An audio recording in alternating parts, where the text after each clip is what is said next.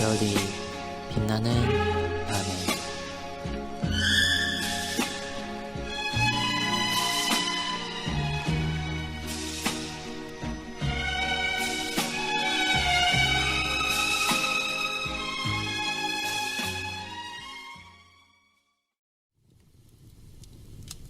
웨스트민스터 예배 모범이 작성된 간략한 배경.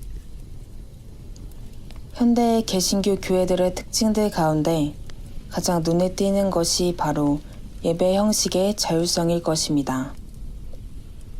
즉, 교파마다 혹은 교단이나 심지어 교회마다 조금씩 다른 것을 흔히 볼 수가 있는 것입니다.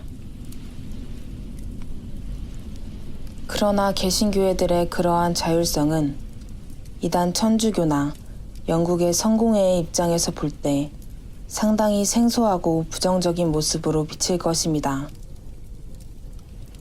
기본적으로 이단 천주교와 성공회의 예배에 있어서는 예식서 혹은 기도서를 통한 예배 의식의 일치를 지향하고 있어서 교회들마다 일치된 형식과 틀 가운데 있기 때문입니다.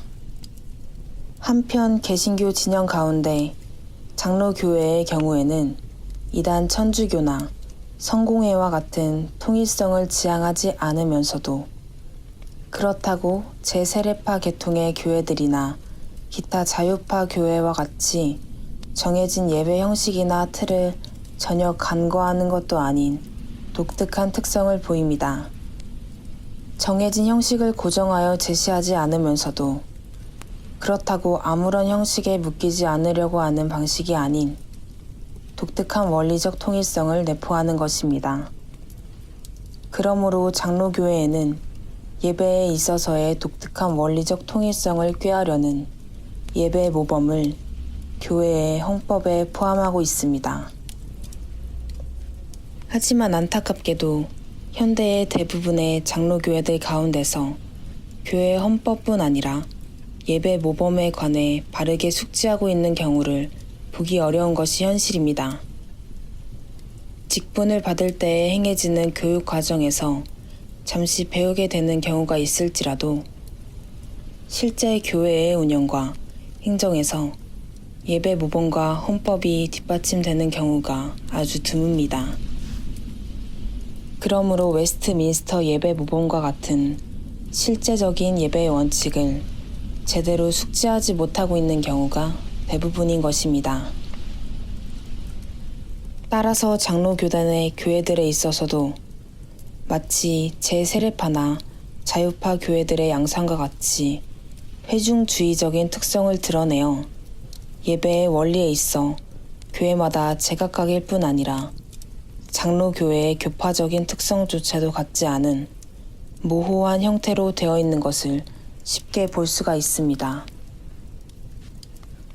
사실 장로교회의 신앙 가운데에서의 교회의 정의는 회중에 의한 자치나 조직체의 운영을 핵심으로 하는 것이 아니라 성경에 얼마만큼 충실하게 운영되느냐를 핵심으로 하고 있습니다.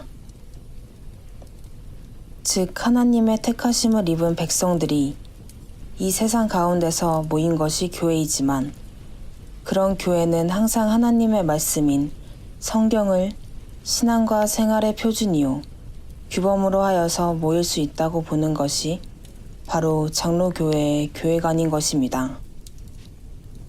뿐만 아니라 그런 교회 안에서 실질적으로 교회를 운영하는 당회와 그런 당회에 의해 운영되는 장로교회들이 함께 연합하는 노회, 그리고 총회에 있어서도 실질적인 운영의 원리는 특정한 사람이나 자리에 있지 않고 회 자체로서, 그리고 더욱 본질적으로는 그 회 자체가 성경에 얼마만큼 충실하게 따르느냐가 핵심입니다. 바로 그 점에서 현대의 많은 장로교회들이 운영 원리에 있어서부터 개선되고 개혁되어야만 하는 실정에 있습니다. 그런데 영국에서의 독특한 역사를 배경으로 수집된 웨스트민스터 총회의 역사를 보면 우선적으로 정치 규범과 예배 모범을 신앙 고백서보다 앞서 작성한 것을 볼 수 있습니다. 즉 5년 6개월의 긴 총회 기간 가운데서 가장 먼저 완성하여 작성한 것이 바로 교회 정치와 예배에 관한 모범이었던 것입니다.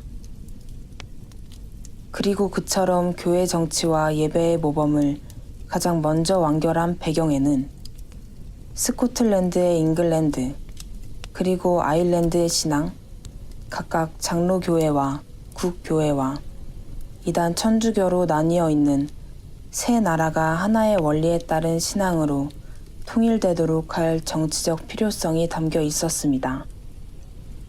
특별히 잉글랜드 내전의 상황 가운데서 왕 당파가 아니라 의회파를 지지했던 스코틀랜드의 입장에서는 장기 의회에 의해 소집되었던 웨스트민스터 총회에서 성경에 충실한 스코틀랜드의 장로교회의 신앙을 통한 영국의 통일을 호소할 필요가 절실했던 것입니다.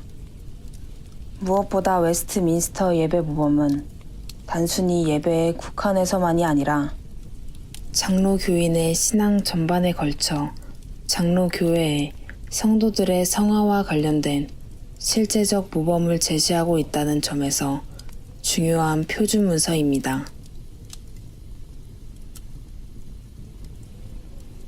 왜 웨스트민스터 예배 모범입니까?